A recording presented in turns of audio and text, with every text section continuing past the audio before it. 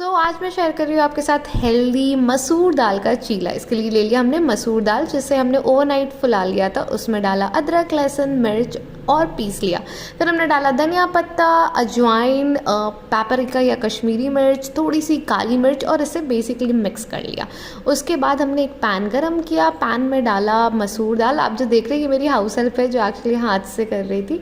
And फिर जब बढ़िया से ये पक गया तो हमने बीच में डाला थोड़ा पनीर के क्रम्स, जिसमें नमक और काली मिर्च डली हुई थी। एंड फिर क्या, यमी टेस्टी चीला मसूर दाल का रेडी हो गया। Please do try this recipe, it was yummy.